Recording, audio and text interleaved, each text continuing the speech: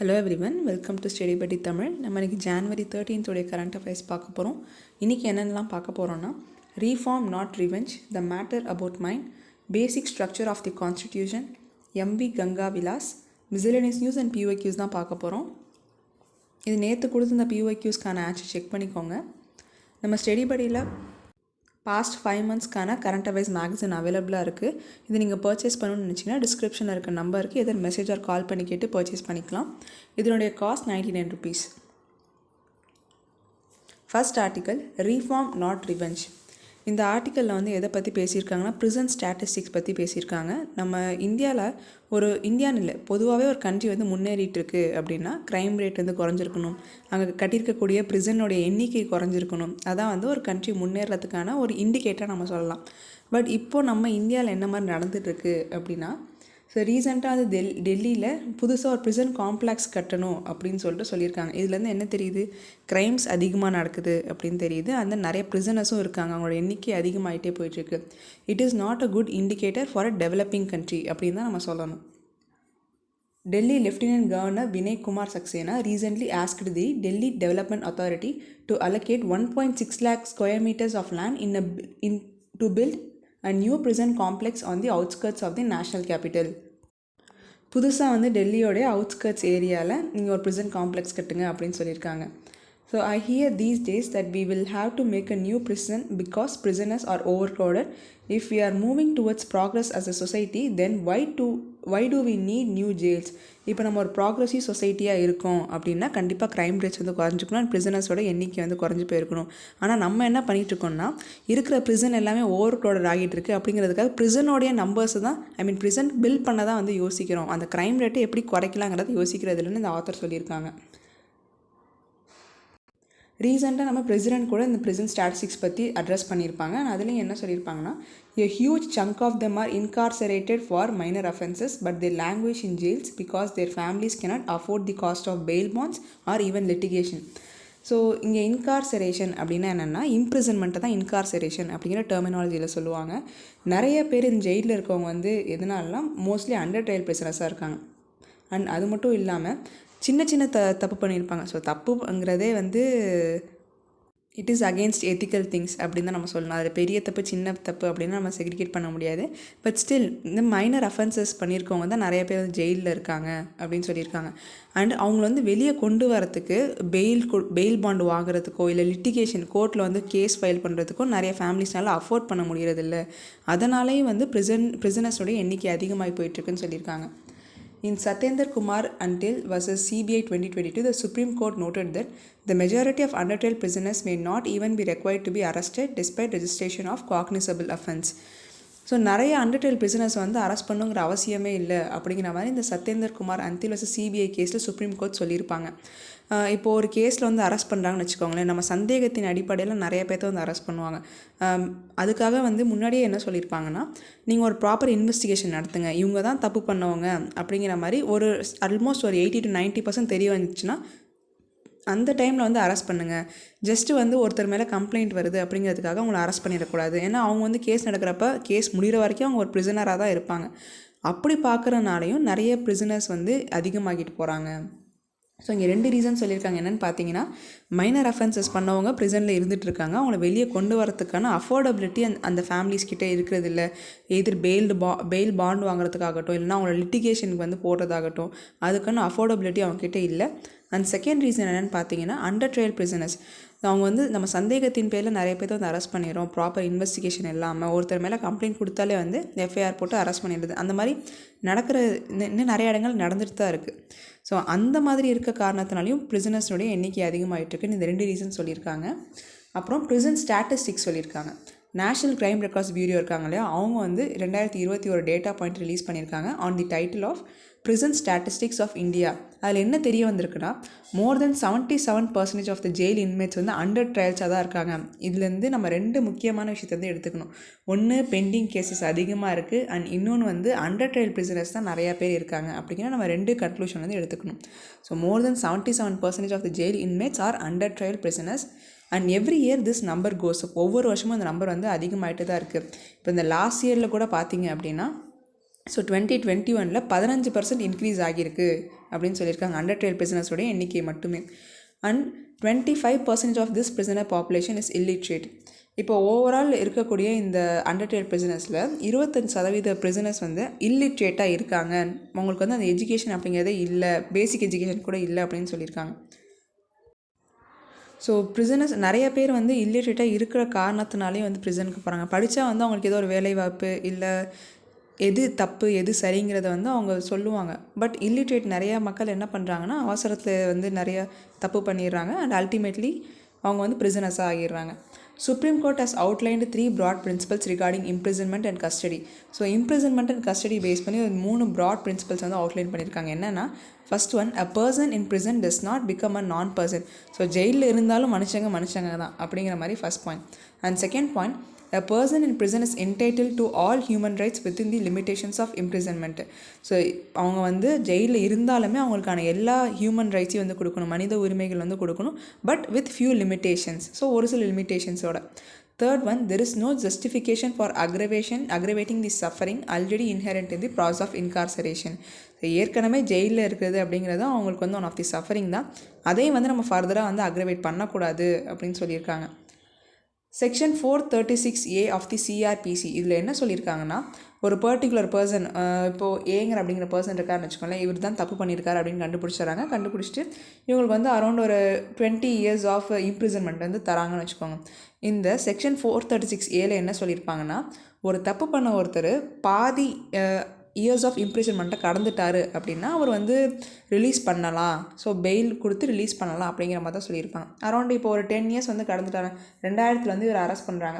So 2010 வந்து half years of the imprisonment முடிஞ்சிருக்கும். 2020 தான் கம்ப்ளீட் இம்ப்ரிசன்மெண்ட் முடியும், அவர் கொடுத்த அந்த தண்டனை வந்து முடியும். இந்த 2010 தாண்டி 2011, 12 அந்த period வந்துருச்சுனாலே he is eligible to be released அப்படிங்கிற மாதிரி இந்த செக்ஷன் 436A ஆஃப் தி சிஆர்பிசியில் சொல்லியிருப்பாங்க.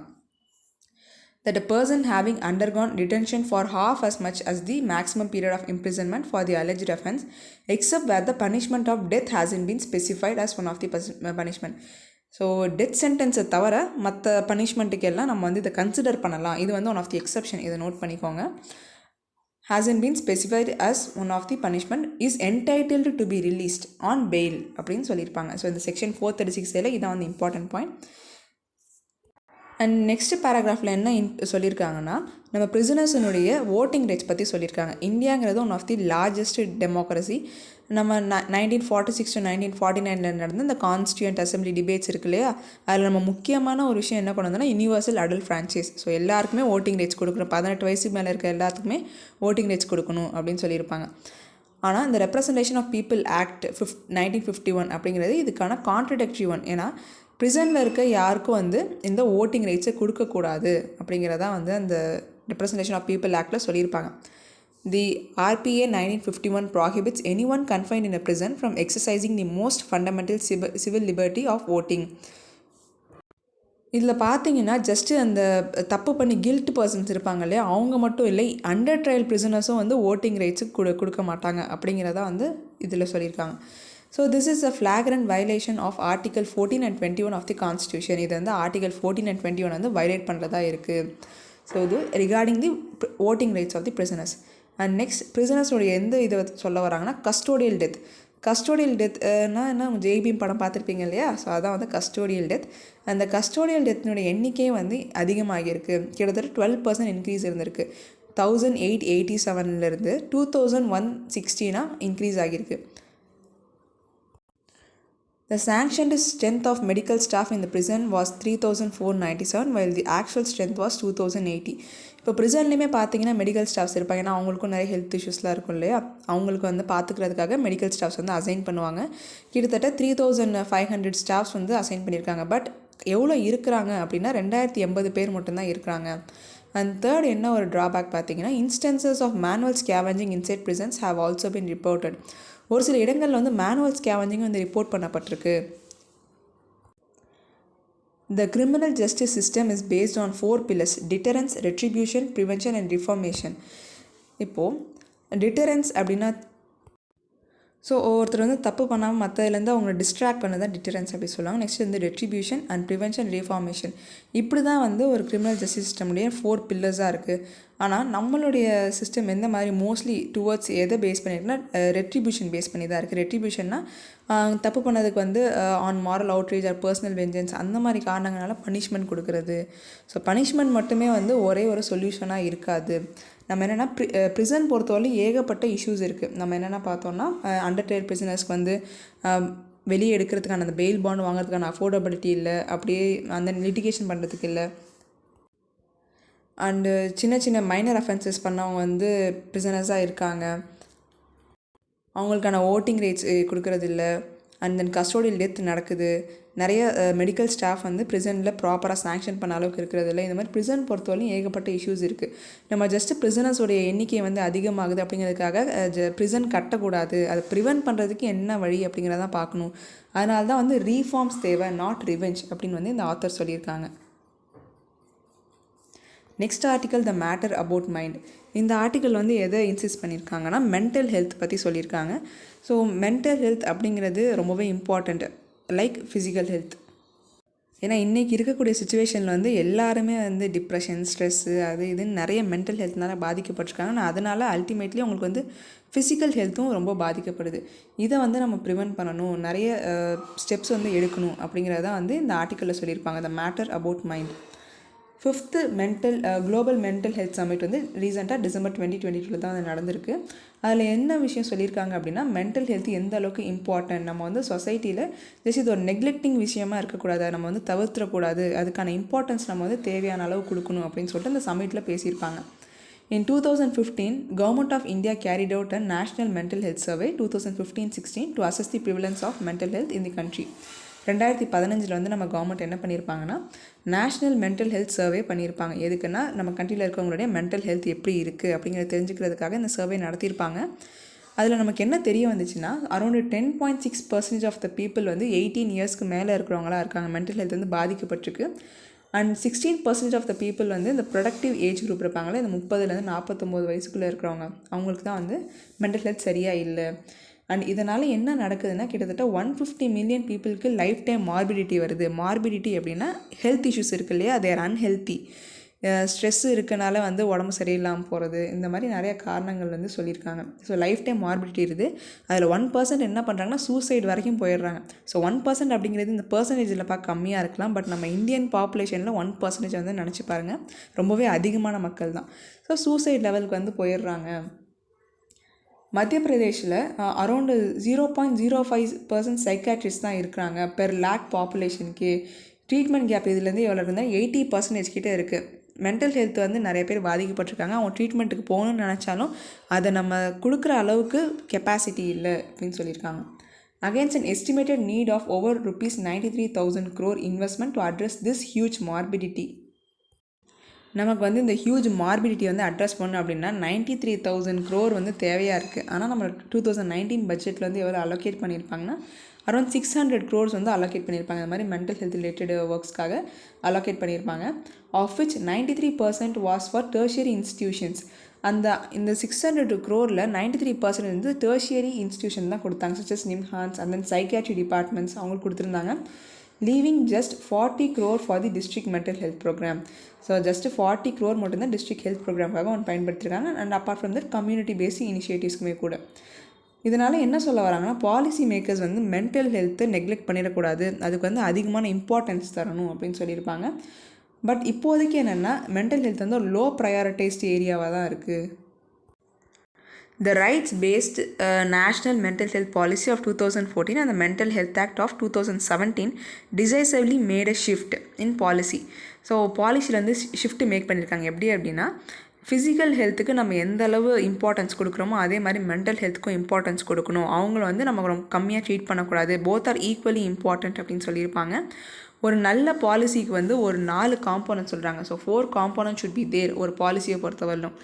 ஃபஸ்ட்டு வந்து என்ன இருக்குன்னா ஒரு கிளியர் விஷன், எய்ம்ஸ், அப்ஜெக்டிவ்ஸ் நம்ம பார்ப்போம் இல்லையா, எடுத்தோன்னே விஷன் மிஷன் அப்படிலாம் பார்ப்போம் இல்லையா. ஸோ அந்த மாதிரி விஷயம் வந்து இருக்கணும். ஃபஸ்ட்டு ஒரு கிளியர் விஷன் இருக்கணும். Second one, the design that spells out how to achieve the vision. நம்ம இதுதான் விஷன் முடிவு பண்ணிட்டோம், அந்த விஷனை வந்து எப்படி எக்ஸிக்யூட் பண்ணணும் அப்படிங்கிறதுக்கான அந்த பிளான் கொண்டு வரணும். இப்போ அந்த நெக்ஸ்ட்டு ஸ்டெப் என்னென்னா, பிளானை எக்ஸிக்யூட் பண்ணுறதுக்கான ரிசோர்ஸஸ் நம்மக்கிட்ட இருக்கா, we should make sure all the resources are available அப்படிங்கிற மாதிரி நம்ம செக் பண்ணணும். அண்ட் ஃபைனலி நம்ம ரிசோர்ஸ் எல்லாம் அவைலபிளாக இருக்குது, ஸோ அந்த என்ன பண்ணணுமோ அந்த ஒர்க் வந்து நம்ம இம்ப்ளிமெண்ட் பண்ணிகிட்ருக்கோம். மானிட்டரிங் பண்ணணும், பண்ணக்கூடிய ஒர்க் வந்து கரெக்டாக நடக்குதா மானிட்டர் பண்ணணும். At the end of the day நம்ம அதுக்கான ஃபீட்பேக்கையும் வந்து எடுத்துக்கணும். ஏன்னா அப்போ தான் வந்து ஃபர்தராக அந்த பர்டிகுலர் ஏரியாவில் நம்ம இம்ப்ரூவ் பண்ணிக்கிட்டே போக முடியும். இந்த 4 விஷயமும் இருந்தால் மட்டும்தான் அது ஒரு குட் பாலிசியாக இருக்கும் அப்படின்னு சொல்லியிருக்காங்க. இது பாலிசிக்கு மட்டும் இல்லை, ஜெனரலாகவே லைஃப்பில் வந்து இன்கேஸ் ஏதாவது ஒரு பண்ணணும் அப்படின்னா we should have a vision. அந்த விஷனுக்கு ஏற்ற மாதிரி நம்ம வந்து பிளான் பண்ணுவோம். அந்த பிளான் பண்ணுறதுக்கான ரிசோர்ஸஸ் வந்து நம்ம எல்லாத்தையும் கலெக்ட் பண்ணணும். And ultimately we should implement பண்ணதுக்கப்புறம் மானிட்டரிங் அண்ட் தென் அதுக்கான ஃபீட்பேக்கையும் நம்ம எடுத்துக்கிட்டு இருக்கணும். அதான் வந்து ஒரு குட் பாலிசி அப்படின்னு சொல்கிறாங்க.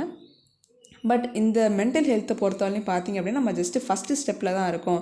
We have aims, objectives and goals, but அதை இம்ப்ளிமெண்ட் பண்ணுறதுக்கான ப்ராப்பர் ஒர்க் அப்படிங்கிறது இல்லை அப்படிங்கிறத அந்த ஆத்தர் சொல்லியிருக்காங்க.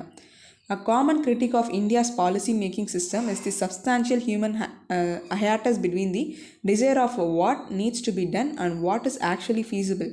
நம்ம பாலிசி மேக்கிங் சிஸ்டமில் இருக்கக்கூடிய ஒரு சப்ஸ்டான்ஷியல் ஹையாட்டஸ் என்னென்னு பார்த்தீங்கன்னா, நம்ம என்ன பண்ணணும்னு நினைக்கிறோமோ அதுக்கும் அண்ட் தென் எது ஃபீஸிபிளாக இருக்குமோ அது ரெண்டுத்துக்கு இடையில சின்ன கேப் இருக்குது. ஃபார் எக்ஸாம்பிள், ஒரு விஷயத்தை இம்ப்ளிமெண்ட் பண்ணுறதுக்கு ஒரு 100 crores தேவை இருக்குது. நம்ம வந்து இந்த விஷயத்தை இம்ப்ளிமெண்ட் பண்ணியே ஆகணும் அப்படின்னு நினைக்கிறோம்.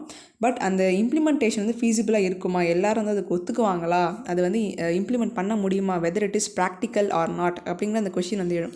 இது ரெண்டுத்துக்கும் உள்ள கேப் வந்து இந்தியாவில் அதிகமாக இருக்குது when it comes to policy making அப்படின்னு சொல்லியிருக்காங்க. இப்போ மென்டல் ஹெல்த் அப்படிங்கிறது ரொம்ப மென்டல் இல்னஸ் அப்படிங்கிறது இம்பார்ட்டண்டான இஷ்யூவாக இருக்குது. இதை நம்ம எப்படி டேக்கிள் பண்ணலாம் அப்படிங்கிறதுக்கு ஒரு சின்ன எக்ஸாம்பிள்.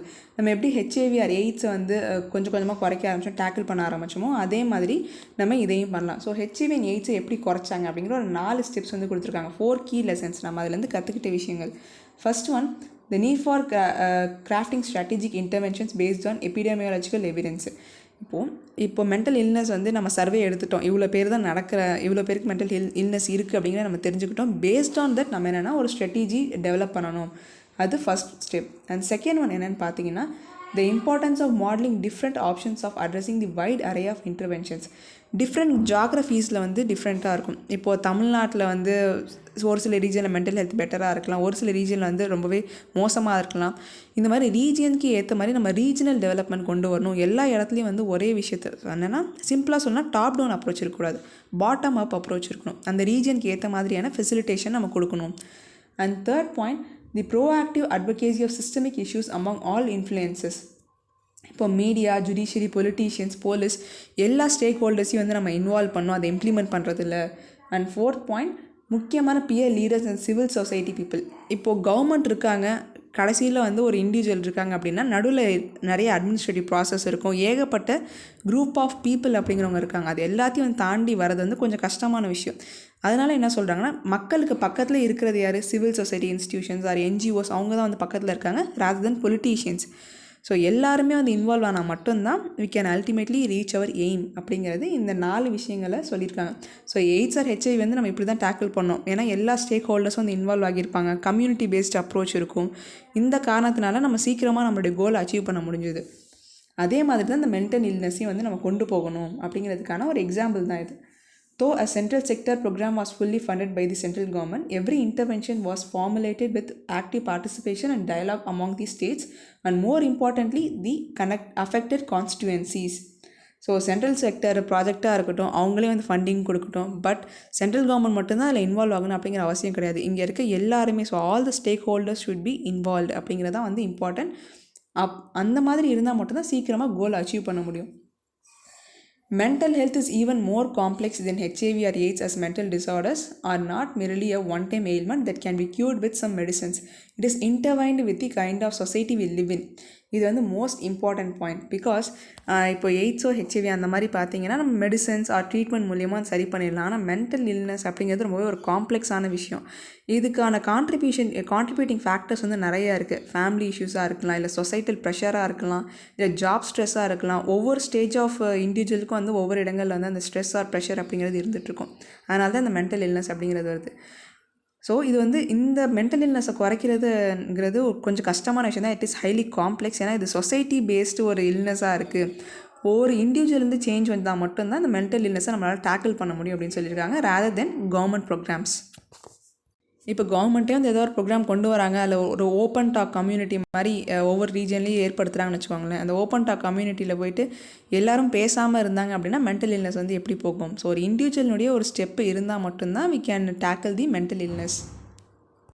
ஓகே, ட்ராபேக்ஸ் அப்பார்ட் நம்மக்கிட்ட ஒரு சில பாசிட்டிவ்ஸ் இருக்குது. என்னென்னு பார்த்தீங்கன்னா, வி ஹாவ் த ரிசோர்ஸஸ், என்னென்ன குவாலிட்டி ரீசர்ச் அண்ட் மாடல்ஸ் இருக்குது, ரீஹாபிலிட்டேஷன் எப்படி பண்ணலாம் அப்படிங்கிறதுக்கான மாடல்ஸ் இருக்குது, அண்டு என்ன மாதிரி வந்து ட்ரீட்மெண்ட் கொடுக்கலாங்கிறதுக்கு நிறைய ஐடியாஸ் இருக்குது. ஒரு சில என்ஜிஓஸும் இன்வால்வ் ஆகிட்டு இருக்காங்க. அண்ட் ஆர்கனைசேஷன்ஸ் லைக் பேனியன், சங்கத், சிஹெச்எல்பி எக்ஸெட்ரா ஆர் இன்வால்வ்டு. ஸோ இந்த மாதிரி நம்மக்கிட்ட நிறைய சப்போர்ட் வந்து இருக்குது. அதனால் நம்ம மென்டல் இல்னஸ் வந்து குறைக்கிறதுக்கு we have lots of support and ultimately வந்து ரெடியூஸ் பண்ணிடலாம் அப்படின்னு சொல்லியிருப்பாங்க. Policy makers need to provide the resources and fund civil society organisations to implement community anchored and more affordable interventions. So policy makers வந்து என்ன பண்ணணும் அப்படின்னா, mostly அவங்களுக்கான resources வந்து ப்ரொவைட் பண்ணணும். அது மட்டும் இல்லாமல் எந்தெந்த சிவில் சொசைட்டி ஆர்கனைசேஷன்ஸ் இன்வால்வ் ஆகியிருக்காங்களோ அவங்களுக்கான சப்போர்ட்டையும் வந்து கொடுக்கணும். ஓவரால் இந்த ஆர்டிக்கல் வந்து என்ன சொல்லியிருக்காங்கன்னா, மென்டல் ஹெல்த் பற்றி சொல்லியிருக்காங்க. மென்டல் ஹெல்த்தை வந்து நம்ம ஃபிசிக்கல் ஹெல்த் அளவுக்கு பெரிய அளவுக்கு கான்சன்ட்ரேட் பண்ணுறதில்ல, பட் அது நிறைய பேர்த்தினுடைய ஹெல்த்தை பாதிக்குது. ஸோ இப்போ ஹெல்த் பாதிச்சு அப்படின்னாலே நம்ம இந்தியாவில் நிறைய யங்ஸ்டர்ஸ் இருந்தாலுமே ஸ்ட்ரெஸ் அதிகமாக இருக்குது, உடம்பு சரியில்லாமல் போகுது அப்படின்னா ப்ரொடக்டிவிட்டி கண்டிப்பாக கம்மியாக தானே ஆகும். ஸோ இந்த மென்டல் இல்னஸ் அப்படிங்கிறது it is a contributing factor for many future consequences. அதனால் இதை நம்ம வந்து ஈஸியாக விட்டுறக்கூடாது. இதுக்கு வந்து ஒரு நல்ல பாலிசி வந்து க்ரியேட் பண்ணணும் அப்படின்னு சொல்லியிருப்பாங்க. அண்ட் அதுக்கான எக்ஸாம்பிள் என்ன, ஹெச்ஐவி எய்ட்ஸ் வந்து நம்ம எப்படி டேக்கிள் பண்ணணும்னு கொடுத்துருக்காங்க. பட் ஹெச்ஐவி எய்ட்ஸ் அளவுக்கு இது வந்து ஈஸியாக இருக்காது, ஏன்னா இது ஒரு சொசைட்டி பேஸ்டு ப்ராப்ளமாக இருக்குது. நம்ம அதனால் கம்யூனிட்டி அப்ரோச்சில் தான் வந்து இந்த இல்னஸை சரி பண்ணணும் இந்த ஆத்தர் சொல்லியிருக்காங்க. Next article, basic structure of the constitution. நம்ம இந்தியாவுடைய வைஸ் பிரசிடென்ட் இருக்காங்க இல்லையா, மிஸ்டர் ஜெகதீப் தங்கர், அவர் வந்து என்ன சொல்லியிருப்பார்னா, சுப்ரீம் கோர்ட் வந்து சொல்லியிருப்பார், நீங்கள் வந்து பேசிக் ஸ்ட்ரக்சர் டாக்ட்ரின் அப்படிங்கிறத ஒரு விஷயத்தை வச்சுக்கிட்டு கான்ஸ்டியூஷனல் அமெண்ட்மெண்ட்ஸ், பார்லிமெண்ட் வந்து என்னென்ன கான்ஸ்டியூஷன் அமெண்ட்மெண்ட் பண்ணுறாங்களோ அது வந்து ஸ்ட்ரக் டவுன் பண்ணுறீங்க. லைக் என்ஜிஎஸ்சி ஆக்ட் ஆகட்டும், இன்னும் ஒரு சில விஷயங்கள் வந்து நீங்கள் ஸ்ட்ரக் டவுன் பண்ணுறீங்க. அப்போ பேசிக் ஸ்ட்ரக்சர் டாக்ட்ரின்னா என்ன அப்படிங்கிறத அந்த ஆர்டிக்கல் நம்ம பார்க்க போகிறோம். ஸோ மோஸ்ட்லி உங்களுக்கு தெரிஞ்சிருக்கும் basic structure of the constitution என்னென்னு, இந்தியன் பாலிட்டியில் படிச்சிருப்பீங்க. ஒன்ஸ் வந்து நம்ம ரிவைஸ் பண்ணிக்கலாம். What is the basic structure? So doctrine of basic structure அப்படிங்கிறது என்னன்னா, ஜுடிஷியல் ரிவ்யூவை தான் சொல்கிறாங்க. இப்போ பார்லிமெண்ட்டில் வந்து எக்ஸிக்யூட்டிவில் வருவாங்க, judiciary separate, and then legislation separate. நம்ம பார்லிமெண்ட்டில் கொண்டு வரக்கூடிய லெஜிஸ்லேஷன்ஸ் வந்து சரியாக இருக்கா இல்லையா அப்படிங்கிறத செக் பண்ணுறது தான் ஜுடிஷியல் ரிவ்யூ. ஸோ இந்த பேசிக் ஸ்ட்ரக்சரை எப்போ கொண்டு வந்தாங்க, எப்போ எவால்வ் ஆச்சு அப்படின்னு பார்த்தீங்கன்னா 1973 landmark ruling in Kesavananda Bharati versus state of Kerala. இந்த கேஸில் தான் வந்து சுப்ரீம் கோர்ட்டு பேசிக் ஸ்ட்ரக்சர் அப்படின்னா என்னென்னு சொல்லியிருப்பாங்க. The basic structure of the constitution is inviolable and could not be amended by the parliament. Constitutional amendment வந்து பண்ணக்கூடாது. ஸோ பேசிக் ஸ்ட்ரக்சரை வந்து மாற்றுற மாதிரி எந்த ஒரு லெஜிஸ்லேஷன் கொண்டு வந்தாலுமே அது வந்து அன்கான்ஸ்டியூஷனல் அப்படிங்கிறத அந்த கேசவநந்தி பாரதி கேஸில் சுப்ரீம் கோர்ட் சொல்லியிருப்பாங்க. ஹவு வாஸ் இட் டெவலப்ட், எப்படி வந்து இந்த பேசிக் ஸ்ட்ரக்சர் எவால்வ் ஆணுச்சு அப்படின்னு பார்க்கலாம். இனிஷியலாக வந்து பார்லிமெண்ட்டு ஒரு கான்ஸ்டியூஷனல் அமெண்ட்மெண்ட்டு கொண்டு வந்தாங்க. என்னென்னா, இப்போது கான்ஸ்டியூஷனில் வந்து எந்த விஷயத்தை வேணாலும் அமெண்ட் பண்ணலாம் அப்படிங்கிறதா அந்த அமெண்ட்மெண்ட்டே. And it cannot be reviewed by the courts, அதை வந்து கோர்ட்ஸும் வந்து ரிவ்யூ பண்ணக்கூடாது அப்படிங்கிறதா பார்லிமெண்ட் இனிஷியலாக கொண்டு வந்திருந்தாங்க. பட் ஜுடிஷியரி அதுக்கு வந்து என்ன சொல்லியிருப்பாங்கன்னு பார்த்தீங்கன்னா, நீங்கள் வந்து பார்லிமெண்ட்டில் கான்ஸ்டியூஷனை அமெண்ட் பண்ணலாம், ஆனால் கான்ஸ்டியூஷனுடைய பேசிக் ஸ்ட்ரக்சரை மாற்றுற மாதிரி எந்த ஒரு லெஜிஸ்லேஷனும் நீங்கள் கொண்டு வரக்கூடாது அப்படிங்கிறதான் அந்த பர்டிகுலர் கேஸில் சுப்ரீம் கோர்ட் சொல்லியிருப்பாங்க. The court rule that inspired the amendment would not violate the basic structure of the constitution அப்படின்னு சொல்லியிருப்பாங்க. இதுதான் வந்து நம்ம கேசவநந்த பாரதி கேஸ். இந்தியாவில் வந்து இந்த பேசிக் ஸ்ட்ரக்சர் இப்படி தான் வந்து உருவானுச்சு. மற்ற கண்ட்ரீஸில் ஸோ இனிஷியலாக வந்து ஓவரால் குளோபல் லெவலில் எப்போ இந்த பேசிக் ஸ்ட்ரக்சர் வந்துச்சு அப்படின்னா, post world war. The origin of the basic structure are found in the post war German constitution law which after the Nazi regime was amended to protect some basic laws. So அந்த post வாருக்கு அப்புறம் தான் பார்த்தீங்கன்னா German கான்ஸ்டியூஷன்லால் இந்த பேசிக் structure அப்படிங்கிறது evolve ஆகியிருக்கும். ஆனால் அதுக்கப்புறம் தான் வந்து நிறைய கண்ட்ரீஸில் இந்த பேசிக் ஸ்ட்ரக்சரை கொண்டு வந்திருந்தாங்க. What are the basic features of the constitution? இப்போ பேசிக் ஸ்ட்ரக்சர் அப்படின்னு சொல்கிறோமே, அப்படின்னா வந்து என்ன குறிப்பிட்ட விஷயம் ஏதாவது சொல்லியிருக்காங்கன்னா கான்ஸ்டியூஷனில் இதுதான் பேசிக் ஸ்ட்ரக்சர் அப்படின்னு ஏதாவது இருக்குதா அப்படின்னு பார்த்தீங்கன்னா, ஸோ அந்த மாதிரி வந்து இல்லை. கான்ஸ்டியூஷனில் எழுதப்படலை, ஆனால் நம்ம வந்து பேசிக் ஸ்ட்ரக்சர்ஸ் அப்படிங்கிறது ஒரு சில லிஸ்ட்டில் வந்து சொல்கிறாங்க. என்னென்னு பார்த்தீங்கன்னா judicial review, rule of law, federalism, democratic republic structure, இது எல்லாமே வந்து நம்ம பேசிக் ஃபீச்சர்ஸாக சொல்கிறோம். இந்த பேசிக் ஃபீச்சர்ஸை வந்து வயலேட் பண்ணுற மாதிரி எந்த ஒரு லெஜிஸ்லேஷன் கொண்டு வந்தாலுமே அதான் அன்கான்ஸ்டியூஷனல் அப்படின்னு சொல்லிடுவாங்க. In the 2015 ruling, where Supreme Court struck down the NJAC Act and the related the constitutional amendment, judicial independence was identified as a basic feature of the constitution. இந்த நேஷ்னல் ஜுடிஷியரி அப்பாயின்மெண்ட் கமிஷன் இருக்கு இல்லையா, அது வந்து நம்ம supreme court struck down பண்ணியிருப்பாங்க. எதனால் அப்படின்னா judiciary independence அப்படிங்கிறதும் வந்து ஒரு பேசிக் ஸ்ட்ரக்சர் தான் அப்படின்னு சுப்ரீம் கோர்ட் ஐடென்டிஃபை பண்ண காரணத்தினால they struck down the NJAC act. இதுக்கு தான் வந்து என்ன சொல்லியிருப்பாங்கன்னா ஜுடிஷியரி வந்து இப்படி பண்ணக்கூடாது, இப்படி பண்ணுறது பார்லிமெண்ட்டுடைய சாவர்னிட்டியை அண்டர்மைன் பண்ணுற மாதிரி இருக்குது அப்படின்னு நம்மளுடைய வைஸ் பிரசிடென்ட் சொல்லியிருப்பாங்க. Why is the doctrine criticised? The criticism often made against the doctrine and its application that it is not found in the text of constitution itself. So அந்த ஜுடிஷியல் இண்டிபெண்டன்ஸ் அப்படிங்கிறது கான்ஸ்டியூஷனில் வந்து சொல்லப்படலை அப்படின்னு தான் அந்த கிரிட்டிசிசம்ங்கிறது. By evolving a test that is not a textual application of judicial review, an argument is made that the judiciary is encroaching on parliament's powers. So judiciary வந்து என்ன பண்ணுறாங்கன்னா பார்லிமெண்ட்டினுடைய பவரை என்க்ரோச் பண்ணுற மாதிரி இருக்குது இந்த என்ஜிஏசி ஆக்டை ஸ்ட்ரக் டவுன் பண்ணுறது அப்படின்னு சொல்லியிருக்காங்க. ஸோ இதுதான் அந்த கிரிட்டிசிசம்க்கான காரணமாக இருக்குது. ஓவரால் இதில் நம்ம என்ன பார்த்துருக்கோன்னா பேசிக் ஸ்ட்ரக்சர் டாக்ட்ரின்னா என்னென்னு பார்த்தோம், எப்படி வந்து இது எவால்வ் ஆகுச்சு, and basic features of the constitution என்னென்னு எதை சொல்கிறாங்க, அண்ட் எதனால் இந்த விஷயத்தை கிரிட்டிசைஸ் பண்ணுறாங்க. ஸோ ஜுடிஷியரி வந்து பார்லிமெண்ட்டுடைய சாவர்னிட்டியை அண்டர்மைன் பண்ணுற மாதிரி இருக்குது அப்படிங்கிறது தான் இவங்களுடைய கிரிட்டிசிசமாக இருக்குது. இந்த மாதிரி ஏற்கனவே கிரிட்டிசைஸ் பண்ணியிருப்பாங்க. அதுக்கு தான் வந்து சீஃப் ஜஸ்டிஸ் பதஞ்சலி சாஸ்திரி 1952 வந்து என்ன சொல்லியிருப்பாருன்னா, நாங்கள் ஜுடிஷியல் ரிவ்யூ அப்படிங்கிறது எதனால் கொண்டு வந்தோம் அப்படின்னு பார்த்தோன்னா லெஜிஸ்லேட்டினுடைய அத்தாரிட்டியை வந்து டில் பண்ணுறதுக்காக கிடையாது, பட் ஒரு விஷயத்தை வந்து ஜஸ்ட்டு கான்ஸ்டியூஷனில் பண்ணுறாங்க அப்படிங்கிறதுனால அதை நம்ம வந்து கொண்டு வந்துடக்கூடாது, மக்கள்கிட்ட கொண்டு போய் சேர்த்துடக்கூடாது, அது சரியாக தப்பாங்கிற ஒரு கரெக்டிவ் மெக்கானிசம் இருக்கணும். இப்போ நம்ம தமிழ்நாட்டில் இல்லை, ஸோ ஜென்ரலாகவே ஸ்டேட்ஸில் வந்து எதாவது கொண்டு வராங்க, லெஜிஸ்லேட்டிவ் அசம்பிளியில் சேஞ்சஸ் கொண்டு வராங்க, லா கொண்டு வராங்கன்னா அது வந்து கவர்னர் சைன் பண்ணணும். ஸோ கவர்னர் சைன் பண்ணதுக்கப்புறம் தான் அந்த லா வந்து வரும், அந்த பில் லாவாக மாறும். அதே மாதிரி தான் ஒரு கரெக்டிவ் மெக்கானிசம் இருக்கணுங்கிறதுக்காக தான் ஜுடிஷியல் ரிவ்யூங்கிறது இருக்குது. It is not to encroach the powers of the parliament அப்படின்னு chief justice Patanjali Sastri 1952 state of Madras versus VG Row அந்த கேஸில் சொல்லியிருப்பாங்க.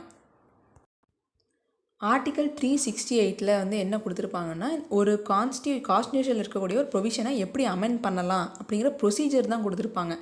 பட் நீங்கள் அந்த ப்ரொசீஜர் கொடுத்ததுக்கான அர்த்தம் வந்து பார்லிமெண்ட்டுக்கு கான்ஸ்டியூஷன் அமெண்ட் பண்ணுற பவர் இருக்குங்கிறத எடுத்துக்கூடாது, முக்கியமாக பேசிக் ஸ்ட்ரக்சர் ஆஃப் த கான்ஸ்டியூஷனை அமெண்ட் பண்ணக்கூடாது அப்படிங்கிறதான் வந்து ஆர்டிக்கல் 368. ஸோ ஆர்டிக்கல் 368 வந்து ஒரு பாயிண்ட்டை கொடுத்துருக்காங்க, postulates only procedure for the amendment of the constitution. இது வந்து இம்பார்ட்டன்ட், மார்க் பண்ணிக்கோங்க. It should not be treated as power vested in the parliament to amend the constitution so as to alter the core of the constitution, which is considered as the basic structure.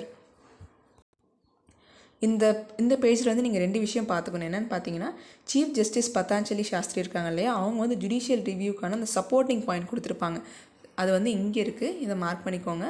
And then article 368 என்ன கொடுத்துருக்காங்க, procedure for amending the constitution. Next article MP Ganga Vilas. நம்ம வந்து already வந்து ஒரு சின்ன miscellaneous நியூஸில் பார்த்துருப்போம், இந்த மாதிரி கங்கா விலாஸ் க்ரூஸ் வந்து விட போகிறாங்க அப்படின்ட்டு. ஸோ அது வந்து ஸ்டார்ட் பண்ணிட்டாங்க. இந்த எம்பி கங்கா விலாஸ் அப்படிங்கிறது எவ்வளோ டிஸ்டன்ஸ் கவர் பண்ணணும்னா அரௌண்ட் 3200 கிலோமீட்டர் வந்து கவர் பண்ணும் இன் 51 days. அரௌண்ட் 27 ரிவர் சிஸ்டமாக க்ராஸ் பண்ணி தான் இதோட டெஸ்டினேஷனை போய் சேருது.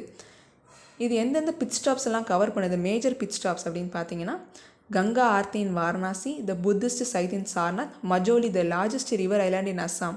ஸோ மஜோலிங்கிறது இம்பார்ட்டண்ட் பாயிண்ட், பிகாஸ் நம்ம ஐலாண்ட்ஸ் அப்படின்னா கடல் சுற்றி இருக்க தான் பார்ப்போம், ஆனால் ரிவர் இன் ஐலாண்ட் அப்படிங்கிற ஒரு டெர்மினாலஜி நம்ம ஜியாகிரஃபியில் படிச்சிருப்போம். One of the river in island தான் என்னென்னு பார்த்தீங்கன்னா மஜோலி. இது வந்து அஸ்ஸாமில் இருக்குது. ஸோ இந்த வழியாகவும் வந்து இந்த க்ரூஸ் போகுது. The Bihar school of yoga and Vikramshila university, the cruise will travels through the Sundarbans in bay of Bengal delta as well as the Kaziranga national park. இந்த ஓவரால் க்ரூஸ் ஒர்க்கை வந்து யார் கோஆர்டினேட் பண்ணுறாங்க அப்படின்னா ministry of ports, shipping and waterways தான் வந்து இந்த ப்ராஜெக்டை கோஆர்டினேட் பண்ணுறாங்க. பட் இதை ஆக்சுவலாக வந்து யார் ஒர்க் பண்ணிகிட்ருக்காங்க, கோஆர்டினேட்டிங் வந்து கவர்மெண்ட், இதை வந்து எடுத்து நடத்திட்டு இருக்கிறது, மேனேஜ் பண்ணுறது வந்து private operators, the inland waterways authority of India under the ministry of shipping, ports and waterways. So இந்த பாயிண்ட் பார்த்துக்கோங்க, யார் மேனேஜ் பண்ணுறாங்க, யார் கோஆர்டினேட் பண்ணுறாங்க அப்படிங்கிறத நம்ம தெரிஞ்சுக்கணும். ஸோ இந்த ரிவர் டூரிசம் அப்படிங்கிறது one of the important potential நம்ம இந்தியாவை பொறுத்தவரையிலும். ஆனால் இந்த ரிவர் டூரிசம் வந்து எங்கே அதிகமாக பார்க்கலாம் அப்படின்னா நார்த் இந்தியாவில் பார்க்கலாம். ஏன்னா நார்த் இந்தியாவில் most of the rivers are perennial rivers. நம்ம சவுத் இந்தியாவில் இருக்க மாதிரி கிடையாது. சவுத் இந்தியாவில் வந்து சீசனல் ரிவர்ஸ், இந்த மழை பெய்கிற டைமில் குறிப்பிட்ட காலத்தில் மட்டும்தான் ரிவரில் வந்து நம்ம தண்ணி பார்க்கலாம். ஆனால் நார்த் இந்தியா வந்து perennial reverse, through out the year வந்து அங்கே தண்ணி இருந்துகிட்டே இருக்கும். ஸோ அங்கே ரிவர் டூரிசம்க்கான பொட்டன்ஷியல் அப்படிங்கிறது ரொம்பவே அதிகம். அதான் வந்து இங்கே சொல்லியிருக்காங்க, the sector would generate employment opportunities in the hinterland. So கடல் சைடில் மட்டும் இல்லாமல், இப்போ மால்தீவ்ஸ் இல்லை அந்தமான் அண்ட் நிக்கோபார் இந்த மாதிரி ஐலண்ட்ஸில் மட்டும் டூரிசம் இல்லாமல் ஹிண்டர்லேண்ட் நம்ம வித்தின் ஸோ கோஸ்டல் ரீஜனை தாண்டி உள்ளே இருக்கக்கூடிய இடங்கள் இருக்கு இல்லையா, அந்த ரீஜனில் எம்ப்ளாய்மெண்ட் ஆப்பர்ச்சுனிட்டி அதிகமாக ஏற்படுத்தி கொடுக்கும். He said river tourism circuits will be developed and integrated with existing tourism circuits for maximum exposure. So ஏற்கனவே அந்த டூரிசம் சர்க்கியூட்ஸ் இருக்கு இல்லையா, அந்த டூரிசம் சர்க்கியூட்ஸ் கூட இந்த ரிவர் டூரிசம் வந்து இன்டகிரேட் பண்ண போகிறாங்க. இந்தியாவில் கிட்டத்தட்ட 8 ரிவர் க்ரூஸ் வெசல்ஸ் வந்து ஆப்ரேஷனலாக இருக்குது, முக்கியமாக கொல்கத்தா அண்ட் வாரணாசிக்கு இடையில மட்டுமே. While cruise movement also takes place on National Waterways 2 Brahmaputra. So national waterways 2 அப்படிங்கிறது NW2 இஸ் பிரம்மபுத்ரா, அந்த ரீஜன்லேயும் வந்து க்ரூஸ் மூவ்மெண்ட் வந்து இருந்துட்டு தான் இருக்குது. The government has taken several initiatives to boost the country's cruise tourism industry. நம்ம கவர்மெண்ட் வந்து நிறைய ஸ்டெப்ஸ் எடுத்திருக்காங்க to improve the cruise tourism. என்னென்னா என்ன மாதிரியான ஸ்டெப்ஸ், லைக் இன்ஃப்ராஸ்ட்ரக்சர் அப்கிரேட் பண்ணுறதாகட்டும், அரல்ஸ் போர்ட் ஃபீ வந்து ரேஷனலைஸ் பண்ணுறது, and removal of hosting charges, priority berthing for cruise ships and prevention of visa facilities. இந்த மாதிரி நிறைய சப்போர்ட்ஸ் வந்து கவர்மெண்ட் பண்ணிகிட்ருக்காங்க to improve the cruise tourism. India வந்து என்ன எய்ம் பண்ணியிருக்காங்கன்னு பார்த்தீங்கன்னா, இது வந்து நம்ம டேட்டா பாயிண்ட்டாக எடுத்துக்கலாம். ஸோ ஃபியூச்சரிஸ்டிக் பர்ஸ்பெக்டிவில் சொல்கிறாங்க, India aims to increase the cruise passenger traffic from 0.4 million at present to 4 million. So 0.4லேருந்து 4 million கொண்டு போகிறதா சொல்லியிருக்காங்க. அண்ட் அது மட்டும் இல்லாமல் இதனுடைய எக்கனாமிக் பொட்டன்ஷியல் எவ்வளோ இன்க்ரீஸ் ஆக வாய்ப்புகள் இருக்குன்னா, 110 மில்லியன்லேருந்து $5.5 பில்லியன் வரைக்கும் இந்த அப்கமிங் இயர்ஸில் இன்க்ரீஸ் ஆகிறதுக்கு சான்சஸ் இருக்குது. இன்கேஸ் நம்ம வந்து இந்த எல்லா ஒர்க்ஸையும் பண்ணோம், இனிஷியேட்டிவ்ஸ்லாம் எடுத்தோம்னா இந்த அமௌண்ட்டை ரீச் பண்ணுறதுக்கு நிறைய சான்சஸ் இருக்குது. ஸோ ஓவரால் இந்த ஆர்டிக்கல் நம்ம என்ன தெரிஞ்சுக்கணும்னா, இந்த முக்கியமான பிளேசஸ் வந்து தெரிஞ்சு வச்சுக்கணும். So Bihar school of yoga வந்து என்ன, அந்த மஜோலிங்கிறது largest river in island in Assam. And இந்த கங்கா விலாஸ் க்ரூஸ் வந்து எந்த ரூட்டில் போகுது, 2 கண்ட்ரீஸ் வந்து கவர் பண்ணுது. அண்ட் முக்கியமான பாயிண்ட், இது எங்கே ஸ்டார்ட் ஆகுதுன்னா வாரணாசியில் ஸ்டார்ட் ஆகிட்டு தீப்ருகா இன் அஸ்ஸாம் இந்த ரீஜன் வந்து முடியுது. அப்புறம் ரிவர் டூரிசம் பற்றின ஒரு சில points. Next miscellaneous news. Char Dham அப்படின்னா வந்து எந்தெந்த இடத்துக்கு சொல்லுவாங்க, பில்கிரிமேஜ் டூர் போகிறாங்க இல்லையா, அதில் சார்தம் அப்படிங்கிறது ரொம்பவே ஃபேமஸான விஷயம். அதில் எந்தெந்த இடம் கவர் ஆகும்னா கேதார்நாத், பத்ரிநாத், யமுனோத்ரி, கங்கோத்ரி, இது 4மே இந்த உத்தரகாண்டில் இருக்குது. இந்த ரீஜன் தான் சார்தம் டூரிசம் அப்படின்னு சொல்லுவாங்க. அண்ட் நெக்ஸ்ட் இந்த ஆர்டிக்கலில் community health centres, so primary health centres நமக்கு தெரியும், அண்ட் கம்யூனிட்டி ஹெல்த் சென்டர்ஸ் பற்றி தான் இந்த ஆர்டிக்கலில் கொடுத்துருக்காங்க. CHCs are 30-bed block level health facilities which are ideally supposed to provide basic care related to surgery, gynecology, pediatrics and general medicine. So ஒரு 30-bed block level health facility தான் இந்த community health centre அப்படிங்கிறது. இதில் என்னென்னலாம் கொடுப்பாங்கன்னா, basic health care and then surgery, gynaecology, paediatrics, இது எல்லாமே வந்து இந்த CHCஸில் கொடுப்பாங்க. ஆனால் இந்த CHCயில் இருக்கக்கூடிய ஸ்பெஷலிஸ்ட் டாக்டர்ஸ் இருக்காங்க இல்லையா, அவங்களுடைய எண்ணிக்கை வந்து ரொம்பவே கம்மியாக இருக்குது, ஷார்ட்டேஜஸாக இருக்குது அப்படின்னு சொல்லியிருக்காங்க. With a short fall of nearly 80% of the required specialist at community health centres reveals the Rural Health Statistics Report published by Union Health and Family Welfare Ministry. So ministry of health and family welfare என்ன release பண்ணியிருக்காங்கன்னா, rural health statistic ரிப்போர்ட்டில் வந்து release பண்ணியிருக்காங்க. அதில் முக்கியமாக community health centres பொறுத்தவரையும் 80% of the specialist doctor வந்து ஷார்ட் ஃபாலாக இருக்குது அப்படிங்கிறது அந்த data point. Next, wheat output set to be set for new record in 2022-2023. இந்த வருஷம் பார்த்தீங்கன்னா, ஸோ 2021-22 இந்த கிராப்பிங் இயரில் வந்து ஹீட் வேவ் இருந்த காரணத்தினால பெரிய அளவு ப்ரொடக்ஷன் அப்படிங்கிறது வீட்டில் இல்லை, அரௌண்ட் 106.84 மில்லியன் டன்னஸ் தான் இருந்துச்சு. பட் இந்த அப்கமிங் இயரில் 112 மில்லியன் வரைக்கும் இன்க்ரீஸ் ஆகும் அப்படின்னு சொல்லியிருக்காங்க. Next, US agency 2022 was 5th or 6th warmest on record. இந்த 2022 அப்படிங்கிறது தான் 5th or 6th வார்மஸ்டான இயராக இருக்கும் அப்படின்னு வந்து NOAA, ஸோ யூஎஸ்னுடைய national oceanic and atmospheric administration வந்து சொல்லியிருக்காங்க. லானினியா வந்து இருந்துச்சு. பட் டிஸ்பைட் லானினியா இந்த வருஷம் வந்து ரொம்பவே வார்மஸ்ட்டாக இருந்திருக்கு. லானினியா பற்றி உங்களுக்கு தெரியும் இல்லையா? ஸோ எல்னினியோ நடந்துச்சு அப்படின்னா பெருவியன் கோஸ்ட்டில் வந்து மழை அதிகமாக பெய்யும், அங்கே டெம்பரேச்சர் குறையும். பட் லானினியா நடக்கிறப்ப பார்த்தீங்கன்னா நம்மளுடைய இந்தோனேஷியன் ஆர்ச்சிபெலாகோ அண்ட் ஆஸ்திரேலியா அப்படியே நம்ம இந்தியாவுக்கு வந்து சைக்ளோன் வரும். அந்த காரணத்தினால நம்ம இந்த ரீஜனில் வந்து கூலிங் எஃபெக்ட் இருக்கும். லானினியா நடந்துமே இந்த தடவை வார்மஸ்ட் இயராக ரெக்கார்ட் ஆகியிருக்கு 2022. It maybe either top 5 or top 6 வந்து இருக்கலாம் அப்படின்னு வந்து NOAA சொல்லியிருக்காங்க. இன்றைக்கி நியூஸ் வந்து அவ்வளோதான். நம்ம ஸ்டடி படியில் NCERT கிளாஸ் அண்ட் ஃபிலிம்ஸ்க்கு மெயின் ஸ்கோர் போயிட்டுருக்கு. இதை பற்றி தெரிஞ்சுக்கணும் டிஸ்கிரிப்ஷனில் இருக்க நம்பருக்கு நீங்கள் கால் பண்ணலாம். அண்ட் கரண்ட் அஃபேர்ஸ் கிளாஸ் பற்றி தெரிஞ்சுக்க எந்த காண்டாக்ட் நம்பருக்கு நீங்கள் கால் பண்ணி கேட்டு தெரிஞ்சுக்கலாம். இன்றைக்கி news based PYQs. And thank you everyone. Keep supporting. ஏதாவது டவுட்ஸ் ஆர் இம்ப்ரவைஸ் பண்ணணும்னு நினச்சிங்கன்னா கமெண்ட் செக்ஷனில் மென்ஷன் பண்ணுங்கள். தேங்க்யூ.